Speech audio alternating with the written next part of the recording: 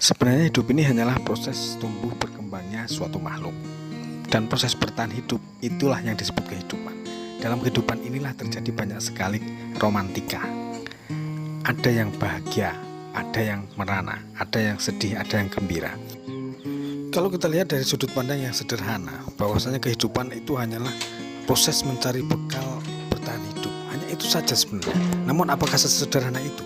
Tidak. Dalam kehidupan banyak sekali hal yang sangat rumit yang kadang membuat kita lupa bahwa apa tujuan hidup kita sesungguhnya. Sudah menjadi takdir Tuhan bahwa manusia terlahir dengan sifat dan ego yang berbeda. Mereka mempunyai kepentingan yang berbeda juga. Berkaitan dengan pandemi yang saat ini dirasa sangat berlarut-larut, kita akan membacakan orasi budaya dari Kanjeng Ratu Manu J. Widyo Saputro atau Romo Manu berdasarkan naskah kuno Bharatayuddha pada perhelatan Borobudur Writer and Cultural Festival.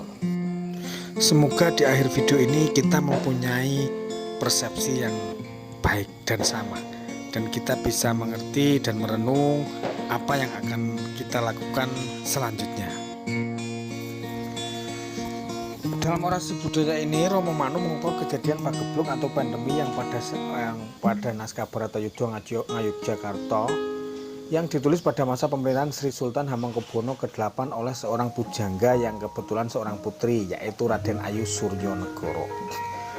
Menurutnya, momen pandemi pada saat ini tersirat pada kisah gugurnya Prabu Salya dalam perang Bharatayuddha, yaitu salah seorang senopati Kurawa yang mempunyai kesaktian yang disebut Aji Condrobirawa. Pesan tersirat dari Aji Condrobirawa menurut Romo Manu, kata Aji secara etimologi berarti kitab suci atau tulisan-tulisan suci atau kekuatan suci yang keluar dari diri seseorang. Condro ialah raksasa kerdil tak kasat mata yang membuat tubuh korban membusuk. Sedangkan Birawa artinya mengerikan atau menakutkan.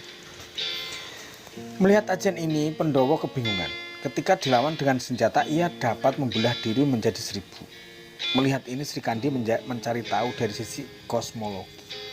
Karena ia adalah reinkarnasi dari Dewi Durga Netri. Maksud kami reinkarnasi dari Dewi Durga Netri. Sri Kandi pun akhirnya menemukan cara mengatasi ajian ini. Sri Kandi dan Yudhistira maju ke medan perang dengan ajian Kalimasodo didampingi Prabu Kresna. Pada saat itu Sri Kandi memberitahu para keluarga Pandhawa dan bala tentara, yaitu yang pertama, jangan melawan Aji Condrobirawa dan jangan melukai. Kedua, Aji Condrobirawa itu bisa dilumpuhkan dengan sarana penutup kepala atau caping dari pohon yang tidak mempunyai biji tapi bisa berkembang biak, yaitu pohon bambu atau pring apus, supaya tidak bisa diserang oleh Aji Condrobirawa.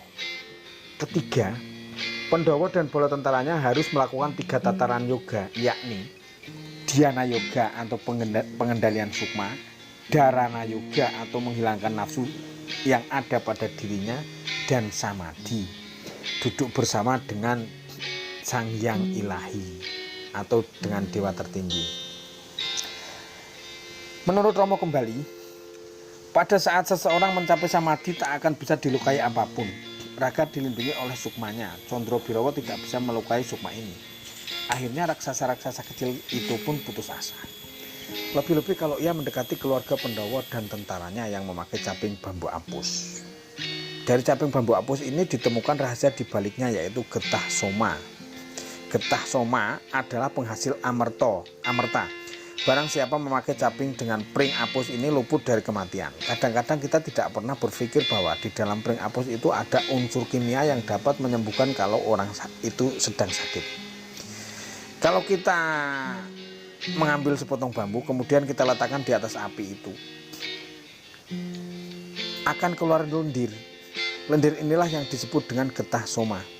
Dan ini yang dapat digunakan untuk membunuh penyakit. Berbagai macam virus bisa dibunuh dengan ini. Saya tidak tahu apakah ini di dunia kedokteran sudah pernah dipakai atau belum, atau sudah pernah diteliti atau belum. Tapi dalam naskah ada keterangan tersebut. Kebetulan pada saat itu Romo Manu membawa 2 buku naskah. Ada Setya Parwo dan Kurawa Asrama. Di dalam Kurawa Asrama itu ada keterangan yang bisa memberikan penjelasan tentang fungsi dan tanaman-tanaman yang ada di Pulau Jawa ini. Itu akan menjadi sarana pengobatan, papar Romo Manu. Lain cerita dengan Yudhistira. Ia tidak melakukan taupo, tidak memegang senjata, dan tidak bercaping bambu apus. Melihat itu, Condrobirawa menyerang Yudhistira. Dari tubuh Yudhistira keluar deras darah putih. Ketika terkena darah putih, Condrobirawa terkapar dari ribuan pecahan kembali menyatu dan hilang dari medan perang. Dan kembali ke induknya, yaitu pada naga Cundilo yang secara kosmologi berbentuk lintang berekor atau lintang kemukus sebagai tanda adanya pagebluk. Ekor dari naga Cundilo yang menjadi Condrobirawa adalah tanda pagebluk. Pertanyaannya, kenapa Aji Condrobirawa bisa dikalahkan oleh darah putih itu? Romo Manu menginterpretasikan warna putih adalah ibu semua warna. Berbagai macam warna kalau dicampur jadi satu akan menjadi warna putih, dan ini melambangkan matahari. Condrobirawa takut dengan sinar matahari. Romo Manu menyimpulkan bahwa bagaimana untuk menghabisi pagebluk Condrobirawa ini.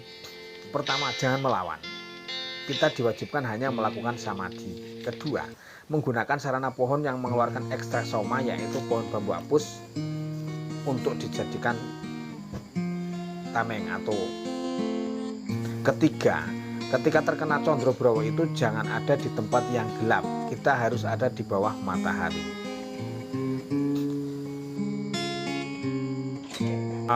Ulasan singkat dari Romo Manu atau Kanjeng Ratu Manuje Widya Seputro dalam perhelatan Borobudur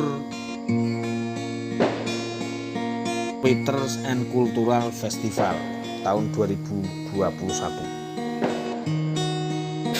Dengan dibacakannya orasi budaya dari Romo Manu tadi, semoga kita mempunyai paradigma baru tentang kehidupan di masa yang akan datang, tentang wabah corona yang saat ini sedang terjadi, dan tentang cara penanggulangan wabah yang saat ini sedang terjadi.